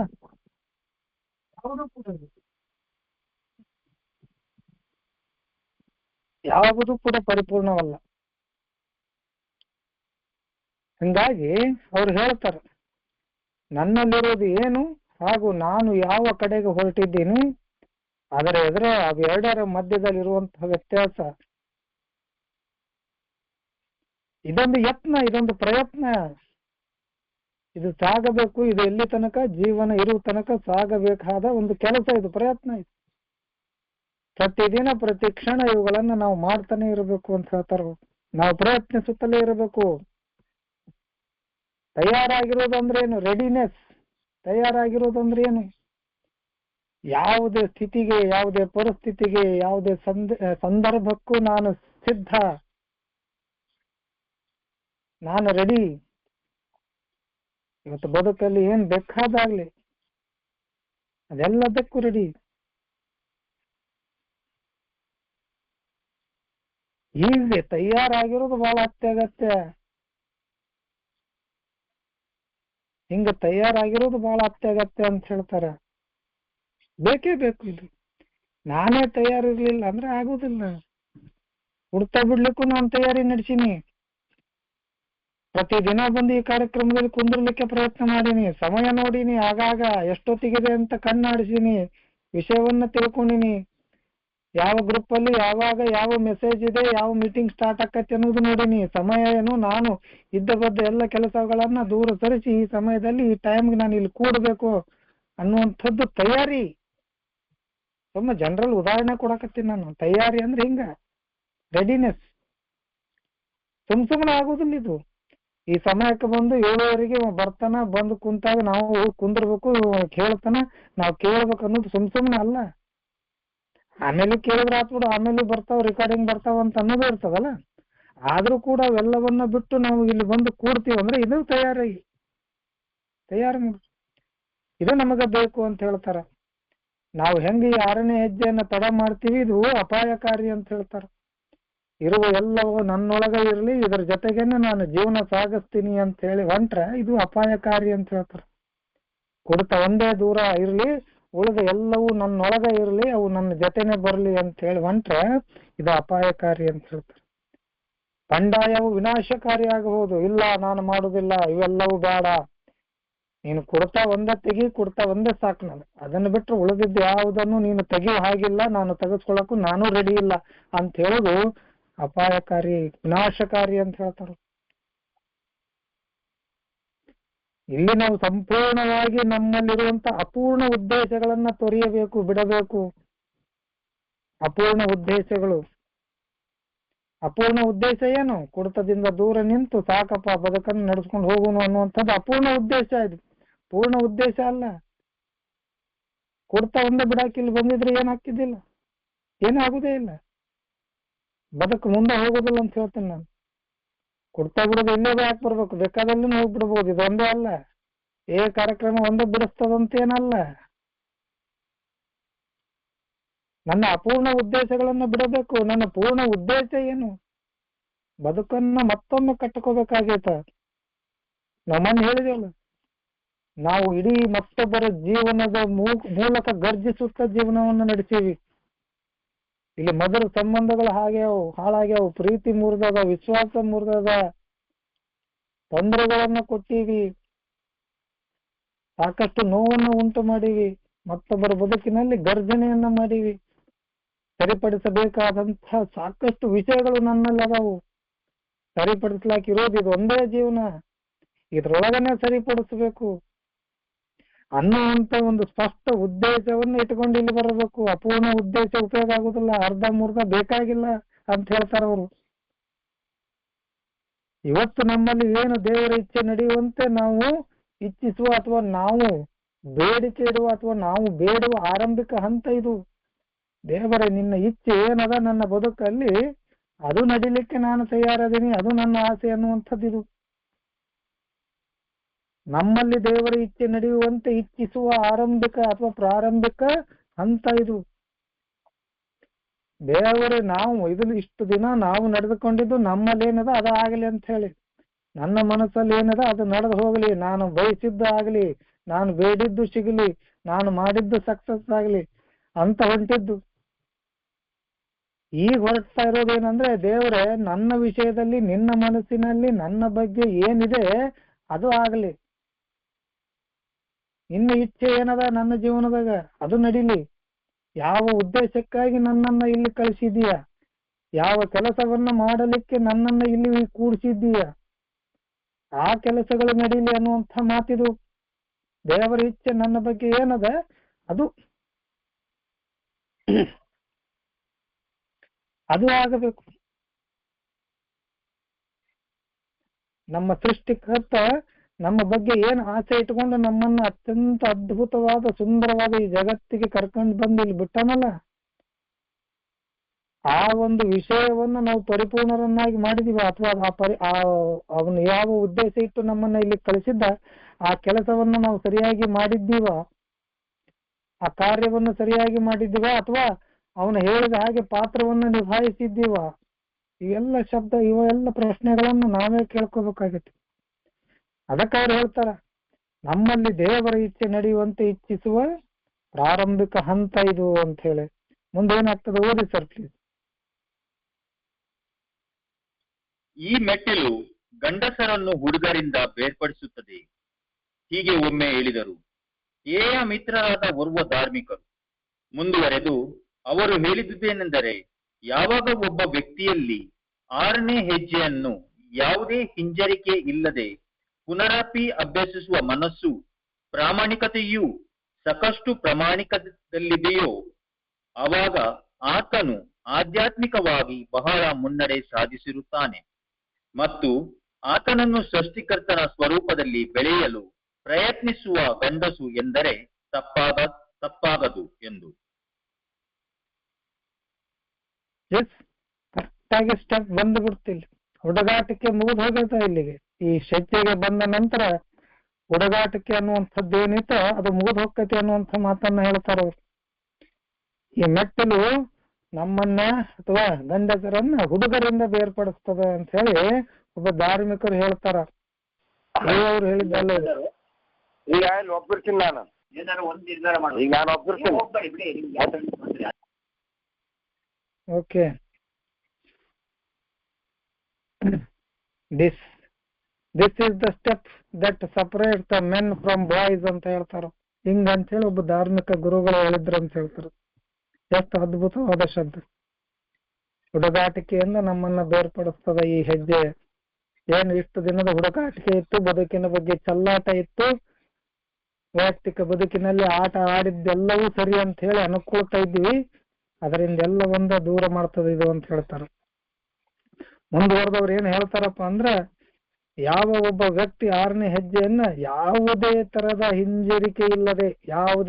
ಹಿಂಜರಿಕೆ ಇಲ್ಲದೆ ಪುನರಪಿ ಅಭ್ಯಸಿಸುವ ಮನಸ್ಸು, ಯಾವಾಗ ಪ್ರಾಮಾಣಿಕತೆಯಿಂದ ಮಾಡ್ಲಿಕ್ಕೆ ಪ್ರಯತ್ನ ಪಡ್ತಾನ ಅವನು ಆಧ್ಯಾತ್ಮಿಕವಾಗಿ ಬಹಳ ಮುನ್ನಡೆ ಸಾಧಿಸ್ತಾನ ಅಂತ ಹೇಳಿ ಅರ್ಥ ಆಗ್ತದೆ ಇಲ್ಲಿ. ಈ 5ನೇ ಹೆಜ್ಜೆ ಮಾಡಿದಾಗ ನಾವು ಯಾರು, 4ನೇ ಹೆಜ್ಜೆ ಬರೆದಾಗ 5ನೇ ಹೆಜ್ಜೆ ಮಾಡಿದಾಗ ನಾವು ಯಾರು ಏನು ಅನ್ನುವಂಥದ್ದು ಗುರುತು ಆಗಿಬಿಡ್ತದೆ. ಯಾವಾಗ ಈ ಎಲ್ಲವನ್ನು ದಾಟಿ ಯಾವುದೇ ಹಿಂಜರಿಕೆ ಇಲ್ಲದೆ ಕಂಟಿನ್ಯೂಸ್ ಆಗಿ ಮತ್ತೆ ಮತ್ತೆ ಇವುಗಳನ್ನು ಅಭ್ಯಾಸ ಮಾಡುವಂತ ಮನಸ್ಸನ್ನು ಇಟ್ಟುಕೊಳ್ಳೋದ್ರಿಂದ ಅದರ ಎಡೆಗೆ ಪ್ರಾಮಾಣಿಕತೆಯಿಂದ ಪ್ರಯತ್ನ ಮಾಡುವಾಗ ನಾವು ಆಧ್ಯಾತ್ಮಿಕವಾಗಿ ಬೆಳವಣಿಗೆ ಕಾಣ್ತೀವಿ ಅನ್ನುವಂಥ ಮಾತನ್ನು ಅವ್ರು ಹೇಳ್ತಾರೆ. ಇವತ್ತು ಆತನನ್ನು ಸೃಷ್ಟಿಕರ್ತನ ಸ್ವರೂಪದಲ್ಲಿ ಬೆಳೆಯಲು ಪ್ರಯತ್ನಿಸುವ ಗಂಡಸು ಎಂದರೆ ತಪ್ಪಾಗಲಾರದು ಅಂತ ಹೇಳಿ ಧಾರ್ಮಿಕ ಗುರುಗಳು ಹೇಳ್ತಾರೆ. ಸೃಷ್ಟಿಕರ್ತನ ಸ್ವರೂಪದಲ್ಲಿ, likeness of his own creator. ಬಹಳ ಚಂದ ಬರೀತಾರೆ ಇಂಗ್ಲಿಷ್ನಾಗ ಅಲ್ಲಿ. A man who is sincerely trying to grow in the image and likeness of his own creator. ಸೃಷ್ಟಿಕರ್ತನ ಸ್ವರೂಪದಲ್ಲಿ ಬೆಳೆಯಲು ಪ್ರಯತ್ನಿಸುವಂತ ಗಂಡಸವನಾಗಿರ್ತಾನ ಅನ್ನುವಂಥ ಮಾತನ್ನ ಒಬ್ಬ ಧರ್ಮಗುರುಗಳಲ್ಲಿ ಹೇಳ್ತಾರ. ಶಬ್ದಗಳು ಬಹಳ, ಇವುಗಳ ವಿವರಣೆ ಕೊಡ್ಲಿಕ್ಕೆ ಹೋದ್ರೆ ನಮ್ಗ ಶಬ್ದಗಳು ಸಿಗುದಿಲ್ಲ, ಏನ್ ಹೇಳ್ಬೇಕಂತನೂ ಗೊತ್ತಾಗುದಿಲ್ಲ ಬರ್ದಿದ್ದಕ್ಕ. ಇದನ್ನೆಲ್ಲವನ್ನು ನೋಡಿದ ನಂತರ ಕುಡುಕರ ಇದನ್ನ ಬರ್ದಿದ್ದು ಅಂತ ಅನ್ಸುತ್ತೆ. ಅಮೂಲ್ ರೋಗಿಗಳ ಇದನ್ನೆಲ್ಲ ಬರ್ದಿದ್ದು ಅನ್ಸುತ್ತೆ, ಕುಡುಕರನ್ ತಪ್ಪು. ಆದ್ರೆ ಒಬ್ಬ ಅಮೂಲ್ ರೋಗಿಗಳಿಗೆ ಇಂಥ ಸಾಹಿತ್ಯವನ್ನ ಬರೆಯುವಂತ, ಇಂಥ ಅರ್ಥೈಸಿ ಬರುವಂತ ಶಕ್ತಿಯನ್ನ ದೇವರು ಕೊಟ್ಟಿದ್ದನ ಅಂತ ಹೇಳಿ ಅನಿಸ್ತದ. ಸೃಷ್ಟಿಕರ್ತನ ಸ್ವರೂಪದಲ್ಲಿ ಅಂತ ಹೇಳ್ತಾರೆ. ಅದ್ಭುತವಾದ ಶಬ್ದಗಳು. ಎಷ್ಟು ಸಲ ಓದ್ತೀರಿ ಅಷ್ಟು ಸಲ ಡಿಫರೆಂಟ್ ಮೀನಿಂಗ್ಗಳನ್ನ ಕೊಡ್ತಾ ಇವು. ಮುಂದೆ ಓದಿ ಸರ್ ಪ್ಲೀಸ್. ಕೆಲವೊಮ್ಮೆ ಒಂದು ಚರ್ಚಾಸ್ಪದ ಪ್ರಶ್ನೆ ಹೇಳಬಹುದು. ದೇವರು ನಮ್ಮಲ್ಲಿನ ದೋಷಗಳನ್ನು ತೊಡೆದು ಹಾಕಲು ಇಚ್ಛಿಸುವರೇ ಅಥವಾ ಸಾಧ್ಯವೇ ಎಂದು. ಈ ಪ್ರಶ್ನೆಗೆ ಹೆಚ್ಚಿನೆಲ್ಲ ಬಾಂಧವರಿಂದ ಸಕಾರಾತ್ಮಕ ಉತ್ತರ ಸಿಗುವುದು. ಅವರಿಗೆ ಈ ವಿಷಯವು ತಾತ್ವಿಕ ವಿಷಯವಲ್ಲ, ಇದು ಆತನ ಜೀವನದ ಅತಿ ದೊಡ್ಡ ವಾಸ್ತವಿಕತೆ. ಅವರು ಹೆಚ್ಚಾಗಿ ತಮ್ಮ ಸಾಕ್ಷ್ಯವನ್ನು ಈ ಕೆಳಗಿನಂತೆ ಕೊಡಬಹುದು. ಖಂಡಿತವಾಗಿ ನಾನು ಸೋತಿದ್ದೆ, ಸಂಪೂರ್ಣವಾಗಿ ಸೋತಿದ್ದೆ. ನನ್ನ ಮನೋಬಲವು ಅಮಲಿನ ವಿರುದ್ಧ ಕೆಲಸ ಮಾಡದಾಯಿತು. ಜಾಗದ ಬದಲಾವಣೆ, ಕುಟುಂಬದವರ, ಮಿತ್ರರ, ವೈದ್ಯರ, ಧಾರ್ಮಿಕರ ಅತ್ಯುತ್ತಮ ಪ್ರಯತ್ನಗಳು ನನ್ನ ಅಮಲುತನದ ಮೇಲೆ ಪರಿಣಾಮವಾಗಲಿಲ್ಲ. ನನಗೆ ಕುಡಿತವನ್ನು ನಿಲ್ಲಿಸುವುದು ಅಸಾಧ್ಯ ಎನಿಸಿತು. ಹಾಗೆಯೇ ಇತರ ಯಾರಾದರೂ ನನ್ನ ಕುಡಿತವನ್ನು ನಿಲ್ಲಿಸುವುದು ಅಸಂಭವವೆಂದು ಕಂಡಿತು. ಓಕೆ, ಇನ್ನೊಂದಿಷ್ಟು ಓದ್ಬೋದಿತ್ತು, ತೊಂದರೆ ಇಲ್ಲ. ಇಷ್ಟೆಲ್ಲ ಹೇಳಿದ ನಂತರ ಒಂದಿಷ್ಟು ಕ್ವಶನ್ಗಳು ಬರ್ತಾವ. ಏನು ಕ್ವಶನ್ಗಳು ಬರ್ತಾವ? ಡಿಸ್ಪ್ಯೂಟೆಡ್ ಕ್ವಶನ್ಸ್ಗಳು ಅಂತ ಹೇಳ್ತಾವ. ಹೌದು, ನೀವು ಹೇಳ್ತೀರಿ, ನಾನು ರೆಡಿ ಆಗ್ತೀನಿ. ಓಕೆ, ನೀವೆಲ್ಲರೂ ಹೇಳಕ್ ರೆಡಿ ಆಗಿರಿ, ನೀವು ಹೇಳಕತ್ತೀರಂತ ನಾನು ಕೇಳ್ತೀನಿ, ನಾನು ರೆಡಿ ಆಗ್ತೀನಿ. ಆದ್ರೆ ದೇವರು ಇವೆಲ್ಲವನ್ನು ತೆಗಿತಾನಂತ ಏನ್ ಗ್ಯಾರಂಟಿ? ಅದನ್ನ ಹೆಂಗ್ ಗ್ಯಾರಂಟಿ ಕೊಡ್ತೀರಿ ನೀವು ಅನ್ನುವಂತ ಕ್ವಶನ್ಗಳು ಬರ್ತಾವ ಇಲ್ಲಿ. ಇಲ್ಲಿ ಈ ಬುಕ್ಗಳು ಹೇಗಿದಾವ ಅಂದ್ರೆ ಕ್ವಶನ್ಗಳನ್ನು ಕೂಡ ತಾವೇ ಹಾಕ್ತಾವು, ಉತ್ತರ ಕೂಡ ತಾವೇ ಕೊಡ್ತಾವು. ಪ್ರಶ್ನೆಗಳನ್ನು ತಾವೇ ಹೇಳಿಸ್ತಾವು, ಉತ್ತರ ಕೂಡ ಕೊಟ್ಕೊತಾವು. ಇಂಥ ಪ್ರಶ್ನೆ ಹೇಳ್ತದ ಇಲ್ಲಿ. ಹೌದು, ನಾನು ರೆಡಿ ಹಾಕಿನಿ, ನೀವು ಹೇಳಿದ್ರಲ್ಲ 6ನೇ ಹೆಜ್ಜೆ ಅಂತೇಳಿ, ಸರಿ ನಾನು ರೆಡಿ ಅಪ್ಪ. ದೇವರು ಇದನ್ನ ತೆಗೆದು ಹಾಕಾಕ ರೆಡಿ ಆಗ್ತಾನು ಅವಂಗ, ಅಥವಾ ಇಚ್ಛೆ ಐತೇನು, ಅಥವಾ ಅವನಿಗೆ ಸಾಧ್ಯ ಐತೇನೋ ಅನ್ನುವಂತ ಕ್ವಶನ್ ಬರ್ತದ ಮತ್ತ. ಆದ್ರೆ ಈ ಪ್ರಶ್ನೆಗಳನ್ನ ಕೇಳಿದ ನಂತರ ನಮ್ಮ ಎಲ್ಲಿರುವಂತ ಹೆಚ್ಚಿನವರು ಬಂಧುಗಳು 100% ಪಾಸಿಟಿವ್ ಆಗಿ ಉತ್ತರ ಕೊಡ್ತಾರ. ಹೌದು, ಖಂಡಿತವಾಗಿ ತೆಗಿತಾನ. ಯಾರಿಗೆ ಯಾವುದು ಸಾಧ್ಯ ಇರಲಿಲ್ಲ ಅದನ್ನೇ ತೆಗೆದು ಹಾಕಿದಾಗ ಇವುಗಳನ್ನ ತೆಗೆದು ಹಾಕುವುದೇನು ದೊಡ್ಡ ಆಗತ್ತೆ? ಮುಂದದು ಬರ್ತದ. ನಮಗಿದೊಂದು ಲಾಜಿಕ್ ವಿಷಯ ಅಲ್ಲ, ತಾತ್ವಿಕ ವಿಷಯ ಅಲ್ಲ. ಇದು ನಮಗೊಂದೇನು ದೊಡ್ಡ ಸೈನ್ಸ್ ಅಲ್ಲ, ರಾಕೆಟ್ ಸೈನ್ಸ್ ಅಲ್ಲ. ನಮಗಿದು ಈಗ ಇಲ್ಲಿ ಬಂದು ಕೂತು ಇಷ್ಟು ವರ್ಷಗಳ ಕಳೆದ ನಂತರ ಮೊದಲಿಗೆ ಅರ್ಥ ಆಗಿರ್ಲಿಲ್ಲ ನಮಗೂ ಕೂಡ. ಈಗಿದು ದೊಡ್ಡ ವಿಷಯನ ಅಲ್ಲ ಅಂತ ಹೇಳ್ತಾರ ಅವ್ರು. ಯಾಕೆ ಹೇಳ್ತಾರಂತಂದ್ರ ಬದುಕಿನಿಂದ ನನ್ನನ್ನು ಏನೇನು ತೆಗದಾನ ಅಂತ ಅನ್ನೋದು ನಮ್ಗೆ ಗುರ್ತೈತಿ. ಇಲ್ಲಿ ಮುಂದೆ ಹೇಳ್ತಾರ ಅವ್ರು. ಈ ವಿಷಯವು ತಾತ್ವಿಕ ವಿಷಯ ಅಲ್ಲ, ಸುಮ್ನೆ ಅಲ್ಲ. ಸುಮ್ನೆ ಅಲ್ಲ, ಇದು ನಮ್ಮ ಜೀವನದ ಸತ್ಯಾಂಶ. ಇದು ದೊಡ್ಡ ವಾಸ್ತವಿಕತೆ, ಬದುಕಿನ ಅತಿ ದೊಡ್ಡ ವಾಸ್ತವಿಕತೆ ಇದು.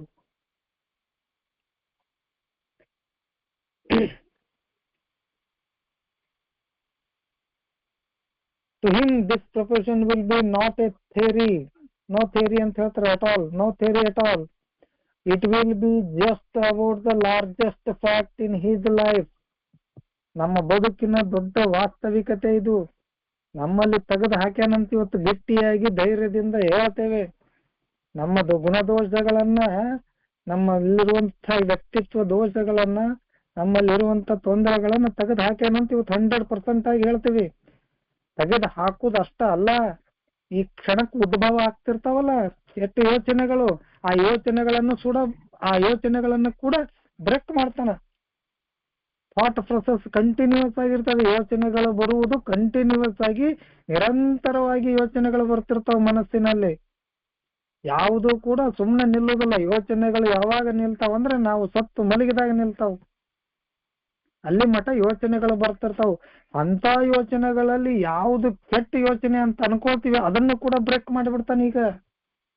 ಇದು ನಮ್ಗೆ ಗುರ್ತೈತಿ. ಇದು ನಾವು ಅತ್ಯಂತ ಸ್ಪಷ್ಟವಾಗಿ ಹೇಳ್ತೀವಿ.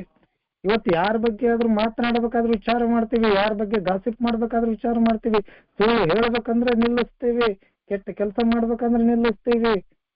ಅನಿವಾರ್ಯ ಪರಿಸ್ಥಿತಿಯಲ್ಲಿ ನನ್ನನ್ನು ಅಂತ ಇಕ್ಕಟ್ಟಿಗೆ ಸಿಲುಕಿಸಿದಾಗ ದೇವರ ಕಡೆ ತಿರುಗುತ್ತೀವಿ. ನೀನು ನಿರ್ಧಾರ ಮಾಡಿದನ್ನ, ಇದು ನೀನು ಇವತ್ತು ಕಲ್ಪಿಸಿಕೊಡಕತ್ತೀಯ, ನೀನು ಇಂಥ ಎಲ್ಲವನ್ನು ನನಗೆ ತರ್ತಾ ಇದೀಯ, ಇದು ನನ್ನ ಮನಸ್ಸಿನಲ್ಲಿ ತಪ್ಪು ಅಂತ ಅನಿಸ್ತಾ ಇದೆ. ಆದ್ರೂ ಕೂಡ ಇಂಥ ಸನ್ನಿವೇಶಕ್ಕೆ ನನ್ನನ್ನು ನೀನು ಒಗ್ಗಿಸ್ತಾ ಇದೀಯ, ದಯವಿಟ್ಟು ನೀನು ನೋಡು ದೇವ್ರೆ ಅಂತ ಹೇಳ್ತೀವಿ. ನಿರ್ಧಾರ ನಿಂದಾಗ್ಲಿ, ಡಿಸಿಷನ್ ಇಸ್ ಯುವರ್ಸ್, ಅದರ ಪ್ರಕಾರ ನಾನು ಆಟ ಆಡ್ತೀನಿ ಅಂತ ಹೇಳಿ ನಿಂದಿರ್ತೀವಿ. ಇದು ನಮ್ಮ ಬದುಕಿನ ದೊಡ್ಡ ವಾಸ್ತವಿಕತೆ ಇವತ್ತು. ಯಾಕಂತಂದ್ರೆ ಒಂದು ಉದಾಹರಣೆಯಲ್ಲಿ ಹೇಳ್ತಾರ ಅವ್ರು, ಅದನ್ನ ಹೇಳಕ್ ಹೊರಟಿದ್ದೆ ನಾನು. ನನ್ನ ಬದುಕಿನಲ್ಲಿ ಯಾರಿಂದ ಕೂಡ ಸಾಧ್ಯ ಆಗದೆ ಇರುವಂತಹದ್ದನ್ನ ನಮ್ಮ ಇಡೀ ಬದುಕಲ್ಲಿ ಸೋತಿದ್ವಿ. ಕುಡಿತದ ಸಮಯದಲ್ಲಿ ಸಂಪೂರ್ಣವಾಗಿ ನೆಲ ಕಚ್ಚಿದ್ವಿ. ನಾವೆಷ್ಟು ಪ್ರಯತ್ನ ಕೊಟ್ಟರು ನಮ್ಮ ಮನಸ್ಸಿನಿಂದ ನಮ್ಮ ಕುಡಿತವನ್ನು ದೂರ ಮಾಡಕ್ಕಾಗ್ಲಿಲ್ಲ. ಸಾಕಷ್ಟು ಜಾಗ ಬದಲಾವಣೆ ಮಾಡಿದ್ವಿ, ಬಾರ್ ಬದಲಾವಣೆ ಮಾಡಿದ್ವಿ, ಬ್ರ್ಯಾಂಡ್ ಬದಲಾವಣೆ ಮಾಡಿದ್ವಿ. ಕುಡಿತದ ಏನು ಬೀರ್ ಹೋಗಿ ವಿಸ್ಕಿ ಹೋಗಿ ಬೀರ್ ಆತು, ಬೀರ್ ಹೋಗಿ ಆ ರಮ್ ಆತು, ಎಲ್ಲ ಬ್ರ್ಯಾಂಡ್ಗಳು ಬದಲಿ ಆದವು. ಕುಟುಂಬದವರು ಹೇಳಿದ್ರು ತಂದೆ ತಾಯಿ ಅಕ್ಕ ತಮ್ಮ ಹೆಂಡತಿ ಮಕ್ಕಳು ಬೀಗರು ಬಿದ್ರು ಎಲ್ಲರೂ ಹೇಳಿದ್ರು, ಕುಟುಂಬದವ್ರು ಎಲ್ಲರೂ ಹೇಳಿದ್ರು, ಗೆಳೆಯರು ಹೇಳಿದ್ರು, ವೈದ್ಯರು ಹೇಳಿದ್ರು, ಕುಡಿಬೇಡಪ್ಪ ಹೊಕ್ಕಿ ಇನ್ ಸ್ವಲ್ಪ ದಿವಸ ಅಂತೇಳಿ, ಲಿವರ್ ದಪ್ಪ ಆಗಕತ್ತೈತಿ ಹೊಕ್ಕಿ ನೋಡಂತ ಹೇಳಿದ್ರು. ಧರ್ಮದ ಗುರುಗಳು ಹೇಳಿದ್ರು. ದೇವರು ದಿಂಡ್ರಾತು, ಚೀಟಿ ಚಿಪ್ಪಾಟಿ ಆತು, ಮಾಟ ಮಂತ್ರ ಆತು, ಹರಿಕೆಗಳಾದು, ದೇವರ ತೀರ್ಥಗಳಾದು, ದೇವರ ದಾರಗಳಾದು. ನಮಗೋಸ್ಕರ ದೇವರ ಹರಿಕೆಗಳನ್ನು ಹೊತ್ತರು ಮನೆಯವರು. ಬೀಡ್ ನಮಸ್ಕಾರ ಹಾಕಿದ್ರು, ಗುರು ಸೇವೆ ಮಾಡಿದ್ರು, ಪೂಜೆ ಮಾಡಿಸಿದ್ರು. ಈ ಎಲ್ಲ ಅತ್ಯುತ್ತಮ ಪ್ರಯತ್ನಗಳು ನಮ್ಮ ಅಮಲತನದ ಮೇಲೆ ಪರಿಣಾಮ ಬೀರಲಿಲ್ಲ. ಯಾವ ದೇವರು ಹೋಗಿ ಅದೇ ದೇವರಿಂದ ಹೊಳಬರಿಂದ ಮತ್ತೆ ಕುಡಿದು ಬಂದಿದ್ವಿ. ನನ್ನ ಕುಡಿತ ನಿಲ್ಲೋದು ಅಸಾಧ್ಯ ಅಂತ ಅನಿಸಿತ್ತು. ಹಂಗಾಗಿ ಇತರರು ಈ ಜಗತ್ತಿನಲ್ಲಿ ಯಾರದಾರ ನನ್ನ ಜೊತೆ ಇದ್ದಂಥವ್ರು ಯಾರಿಗೂ ಕೂಡ ನನ್ನ ಕುಡಿತವನ್ನ ನಿಲ್ಲಿಸೋದು ಅಸಂಭವ ಅಂತೇಳಿ ಕಂಡಿತ್ತು. ಇನ್ನೇನು ಬಿಡುಗಡೆ ಹಿಂಗ ಹೊಕ್ಕೈತಿ ಒಂದು ಗಡಿ ಅಂತ ಹೇಳಿದ್ರು. ಹೊಕ್ಕೈತಿ ಕುಡಿದು ಹೊಕ್ಕನ್ ಸ್ವಲ್ಪ ದಿನದಾಗ ಅಂತ ಹೇಳ್ತಿದ್ರು ನನಗ. ಆದ್ರೆ ಯಾವಾಗ ಇಲ್ಲಿ ಬಂದೆ, ಹೃದಯದ ಅಂತರಾಳದಿಂದ ದೇವರನ್ನ ಬೇಡ್ಕೊಂಡೆ, ನನ್ನನ್ನು ನಾನು ಶುದ್ಧೀಕರಿಸ್ಲಿಕ್ಕೆ ನಾನು ರೆಡಿ ಆದ್ನೋ, ಯಾವಾಗ ನಾನು ನಂಬಿಕೊಂಡಂತ ನನ್ನ ಭಗವಂತ ನನ್ನ ಭಕ್ತಿಪೂರ್ವಕವಾಗಿ ಧೈನ್ಯದಿಂದ ಇದರಿಂದ ಬಿಡುಗಡೆಗೊಳಿಸು ಅಂತ ಹೇಳಿ, ದೇವ ನನ್ನಿಂದ ಬದಲಿಸಲು ಅಂತ ಹೇಳಿ ಏನು ಪ್ರೇಯರ್ ಮಾಡಕ್ ಸ್ಟಾರ್ಟ್ ಮಾಡಿದೆ, ನನ್ನಲ್ಲಿದ್ದಂತ ಅತ್ಯಂತ ಅದ್ಭುತವಾದ ಕುಡಿತದ ಮಾನಸಿಕ ಸೆಳೆತ ಬಿಟ್ಟೋಯ್ತು. ಇನ್ನು ಉಳಿದದ್ದು ವಿಚಾರಗಳು ಏನು ದೊಡ್ಡ ಭಾರಿ. ಜಗತ್ತು ಉಲ್ಟಾ ಆದ್ರೂ ಕೂಡ ಸರಾಯಿಬೇಕು ಅನ್ನುವಂಥ ಮನುಷ್ಯ ನಾನು. ಅದರಿಂದ ನನ್ನ ಸೆಳೆತವನ್ನು ಅಂತ ಸೆಳೆತದಿಂದ ನನ್ನನ್ನು ದೂರ ಮಾಡಿದ. ಇನ್ನು ಇದರಿಂದ ದೂರ ಮಾಡುದಿಲ್ಲ ಏನ್ ಭಗವಂತ. ಅದಕ್ಕೆ ಅವ್ರು ಹೇಳ್ತಾರೆ, ಅಂತವನ್ನ ದೂರ ಮಾಡ್ಯಾನ, ಇನ್ನು ಇದನ್ನ ದೂರ ಮಾಡುದಿಲ್ಲನು, ಮಾಡೇ ಮಾಡ್ತಾನ. ನನ್ನಲ್ಲಿದ್ದ ಅಮಲಿನ ಸೆಳೆತ ಮಾಯವಾಯ್ತು. ಅದು ಇವತ್ತು ನನ್ನಿಂದ ಸಂಪೂರ್ಣವಾಗಿ ಕಿತ್ತೊಗೆಯಲ್ಪಟ್ಟಿತ್ತು. ಇವತ್ತಿಲ್ಲ. ಸುಮ್ಮನೆ ಹೇಳ್ತಾರೆ ಇವರು, ಚೇತರಿಸಿಕೊಳ್ಳುತ್ತಿರು, ಒಂದು ದಿನದ ಪ್ರಕಾರ ಚೇತರಿಸಿಕೊಳ್ಳುತ್ತಿರು. ಚೇತರಿಸಿಕೊಳ್ಳೋದು ಎಷ್ಟು ಚೇತರಿಸಿಕೊಳ್ಳುತ್ತೀರಿ? Already you have recovered. ಚೇತರಿಸಿಕೊಂಡಿರಿ. ಈಗ ಒಂದು ದಿನದ ಪ್ರಕಾರ ಚೇತರಿಸಿಕೊಂತ ಹೋರ ಕಡೆ ಹೇಳ್ತಾರ ಅವ್ರು. ಸಂಪೂರ್ಣವಾಗಿ ಕಿತ್ತೆಗೆಯಲ್ಪಟ್ಟಿತ್ತು. ಇವತ್ತು ಕುಡಿ ಅಂದ್ರೆ ಕುಡಿತೀವ ನಾವು. 1 ಕೋಟಿ ರೂಪಾಯಿ ನನ್ನ ಮಗಳು ಒಂದು ಬಾಟ್ಲಿ ಇಡು, 2 ಮಾಡು, 1 ಕೋಟಿ ರೂಪಾಯಿನೂ ತಗೋ, 1 ಕ್ವಾಟ್ರಿ ಎಣ್ಣಿನೂ ಕುಡಿ ಅಂದ್ರೆ ನೀನು 1 ಕೋಟಿ ರೂಪಾಯಿನೂ ಬೇಡ, ನೀನು ಎಣ್ಣಿನೂ ಬೇಡ, ನಡ ಕಡ ಅಂತನು. ಈ ಮಾನಸಿಕ ಸೆಳೆತ ಸಂಪೂರ್ಣವಾಗಿ ಕಿತ್ತೆಗೆಸಲ್ಪಟ್ಟಿದೆ. ಇಂಥದ ಹೋಗೈತಿ, ಇನ್ನು ಉಳಿದದ್ದು ಹೋಗುದಿಲ್ಲ, ಹೋಗ್ತಾವ. ಅದೇ ನಮಗ ನಂಬಿಕೆ. ಅದೇ ನನ್ನ ಭಗವಂತ ನನ್ನ ಇದು ಅಂಥದನ್ನ ತೆಗೆದಾನ. ಇವುಗಳನ್ನ ತೆಗಿಂಗಿಲ್ಲ. ದೈನ್ಯದಿಂದ ನಾನು ಬೇಡ್ಕೊಂಡ್ರೆ ಆ ಶಬ್ದಗಳನ್ನ ನಾವು ಇಲ್ಲಿ ಯೂಸ್ ಮಾಡ್ಕೋಬೇಕು. ಆ ಒಂದು ಏನು ಮನಸ್ಥಿತಿಯನ್ನ ನಾವು ಯೂಸ್ ಮಾಡ್ಕೋಬೇಕು. ಅಂಥದ್ದು ಕುಡಿತವನ್ನ ನೀ ದೂರ ತೆಗೆದಿಯಾ, ಇದನ್ನ ತೆಗಿದಿಲ್ಲ ಅನ್ನೋ ದೇವರು ತೆಗಿ ಅಂತ ಹೇಳಿ ಕೇಳಬೇಕು. ಹಠ ಮಾಡ್ಬೇಕು. ಅವನಿಗೆ ದೈನ್ಯದಿಂದ ಕೇಳ್ಕೋಬೇಕು. ತಂದವ ನಮ್ಮನ್ನ ಕರ್ಕೊಂಡು ಬಂದವ. ಅವನ ಎದುರಿಗೆ ಏನು ವೈಮನಸ್ಸು, ಅವನ ಎದುರಿಗೇನು ನಮ್ಮ ಗರ್ತಿ ಗಮ್ಮತ್ತು. ನಾವೇನು ಗಮ್ಮತ್ತು ತೋರಿಸೋದು ಅವನ ಮುಂದ? ನನ್ನ ತಂದೆ, ನನ್ನ ಗೆಳೆಯ ನನ್ನನ್ನು ಇಲ್ಲಿಗೆ ಕರ್ಕೊಂಡು ಬಂದ, ಕೇಳ್ರಿ ಒಂದು ಅತ್ಯಂತ ಪ್ರೀತಿಯಿಂದ. ಹಠ ಮಾಡ್ರಿ ಅಂತ ಹೇಳ್ತಾರ. ಮುಂದೇನಾಗ್ತದೆ ಇನ್ನೊಂದು ತರ ಓದೋಣ ಸ್ನೇಹಿತರೆ. ಓದಿ ಸರ್ ಪ್ಲೀಸ್. ಜಗತ್ತಿನಾದ್ಯಂತ ಸಭೆಗಳಲ್ಲಿ ಈ ಮೇಲಿನ ಮಾತುಗಳು ಕೇಳಿ ಬರುತ್ತವೆ.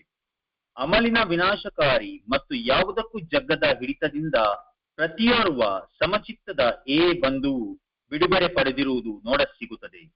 ಹಾಗಾಗಿ ಸಂಪೂರ್ಣ ಮತ್ತು ಅಕ್ಷರಸವಾದ ರೀತಿಯಲ್ಲಿ ಪ್ರತಿ ಬಂಧುವು ದೇವರು ತನ್ನ ಜೀವನದಿಂದ ಅಮಲಿನ ಹುಚ್ಚನ್ನು ತೆಗೆದೊಯ್ಯಲು ಸಂಪೂರ್ಣವಾಗಿ ತಯಾರಾಗುತ್ತಾನೆ. ಆವಾಗ ದೇವರು ವಿಳಂಬವಿಲ್ಲದೆ ಹಾಗೆ ಮಾಡಿದ್ದಾನೆ. Yes, my obsession to drink vanished ಅಂತ ಬರೀತಾರೆ ಒಂದು ಕಡೆ. It was lifted right out of me. ಜಗತ್ತಿನಾದ್ಯಂತ ಈ ಎಲ್ಲ ಸಭೆಗಳಲ್ಲಿ ಇಂಥ ಮಾತುಗಳು ಕೇಳಿ ಬರ್ತಾವು. ನಾನಿಲ್ಲಿ ಬಂದೆ, ನನ್ನ ಕುಡಿತ ಹೇಗೆ ಹೋಯ್ತು ಅಂತಾನೆ ಗುರ್ತಾಗ್ಲಿಲ್ಲ, ನನಗೆ ಗುರ್ತನೇ ಆಗ್ಲಿಲ್ಲ ನನ್ನ ಕುಡಿತ ಹೇಗೆ ಹೋಯ್ತು ಇಲ್ಲಿಂದ ಅಂತ ಹೇಳಿ. ಅಮಲಿನ ವಿನಾಶಕಾರಿ ಮತ್ತು ಯಾವುದಕ್ಕೂ ಜಗ್ಗದ ಹಿಡಿತದಿಂದ ಪ್ರತಿಯೋರ್ವ ಸಮಚಿತ್ತದ ಬಂದು ಬಿಡುಗಡೆ ಪಡೆದಿರುವುದು ನಮಗೆ ನೋಡಿ ಸಿಗ್ತದ. ಇವತ್ತು ನೋಡಕ್ ಸಿಗ್ತದ.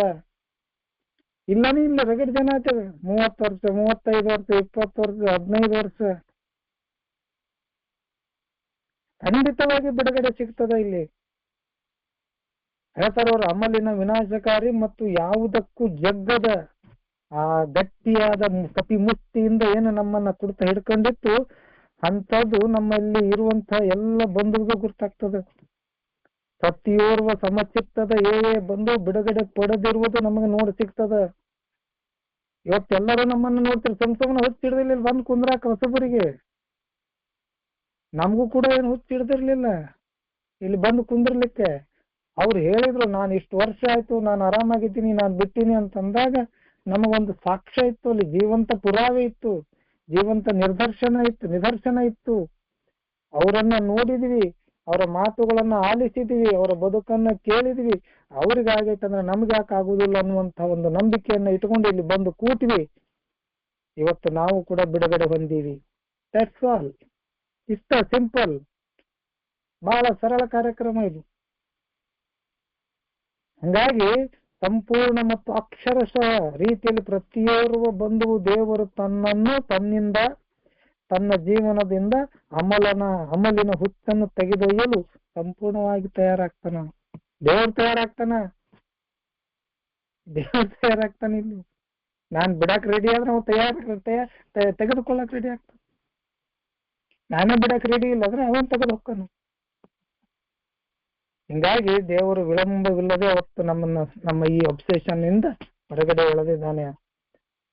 God has proceeded to do exactly that ಅಂತ ಬರೀತಾರೆ ಲಾಸ್ಟಿಗೆ. ಹೇಳ್ತಾರ ಅವರು, become entirely ready to have a God remove mania. ನೋಡ್ರಿ, ಮೇನಿಯಾ ಫಾರ್ ಆಲ್ಕೋಹಾಲ್. ಮೇನಿಯಾ ಅಂದ್ರೆ ರೋಗ, ಇದು ಸೈಕ್ಯಾಟ್ರಿಕ್ ರೋಗ, ಇದು ವಿಪರೀತ ಹುಚ್ಚು ಅಂತ ಹೇಳ್ತೀವಿ, ಅದನ್ನ ವಿಪರೀತ ಸೆಳೆತ ಅಂತ ಹೇಳ್ತೀವಿ. ಮೇನಿಯಾ ಅಂದ್ರೆ ನಾವು ಸೈಕ್ಯಾಟ್ರಿಕ್ ಡಿಸೀಸ್ ಒಳಗೆ. God remove the mania for alcohol from their lives. ನಮ್ಮ ಜೀವನದಿಂದ ಇದನ್ನು ತೆಗಿಲಕ್ಕೆ ರೆಡಿ ಆಗ್ತಾನೆ. ಈ ಹುಚ್ಚನ್ನು ತೆಗೆದೊಯ್ಯಲು ರೆಡಿ ಆಗ್ತಾನೆ. ಮೇನಿಯಾ ಅಂದ್ರೆ ಹುಚ್ಚಿದು.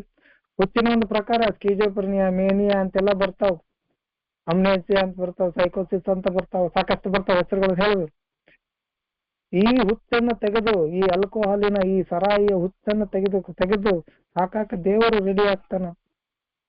God remove the mania for alcohol from their lives. ಅವರ ಜೀವನದಿಂದ ಅದನ್ನು ತೆಗಿಲಕ್ಕೆ ರೆಡಿ ಆಗ್ತಾನೆ. And God has proceeded to do exactly that. ಖಂಡಿತವಾಗಿ ಅವನ ದೇವರಿಂದ ನಾವು ಕೇಳಿಕೊಂಡಾಗ ಆ ಭಗವಂತ ನಮ್ಮಿಂದ ಇದನ್ನು ತೆಗೆದಾನ. ನಿಮಗೂ ಕೂಡ ತೆಗೆಯುವಂತಹದ್ದು ಎಲ್ಲ ಲಕ್ಷಣಗಳು ಅದಾವ. 100% ನಿಮ್ಮ ಜೀವನದಲ್ಲೂ ಕೂಡ ತೆಗೆದಾನ. ಅದೆಲ್ಲ ತೆಗೆದಾನ ಅಂದಿದ್ದಕ್ಕೆ ನಾವು ಇಲ್ಲಿ ಕುಂತ ಆಲಿಸಾಕತ್ತೀವಿ ಇಷ್ಟು ಜನ. ಇಲ್ಲಾಂದ್ರೆ ನಾವು ಯಾರು ಇದು ಕೆಲಸ ಮಾಡಲಿಲ್ಲ ಅಂದ್ರೆ, ದೇವ್ರ ಕೆಲಸ ಮಾಡಿರ್ಲಿಲ್ಲ ಅಂದ್ರೆ ಬಂದೇನು ಇಲ್ಲಿ ಕುಂದಿರ್ತಿರ್ಲಿಲ್ಲ. ಈ ಪ್ರಯತ್ನಗಳು ಕೂಡ, ಈ ಒಂದು ಪ್ರಯತ್ನ, ಕಾರ್ಯಕ್ರಮದ ಪ್ರಯತ್ನ ಕೂಡ ಫೇಲ್ ಆಗಿದ್ರೆ ಮುಂದೆ ಎಲ್ಲಿ ಹೋಗ್ತಿದ್ನೋ ಏನ್ ಮಾಡ್ತಿದ್ನೋ ನನಗೂ ಗೊತ್ತಿಲ್ಲ. ಬಟ್ ಇದಕ್ಕೆ ಕೈ ಹಿಡಿದಾಗ ಇಲ್ಲಿ ಕುಂತೀನಿ. ನಾಳೆ ಮತ್ತೆ ಮುಂದೆ ಇದನ್ನ ಓಡಿಸೋಣ ಸ್ನೇಹಿತರೆ.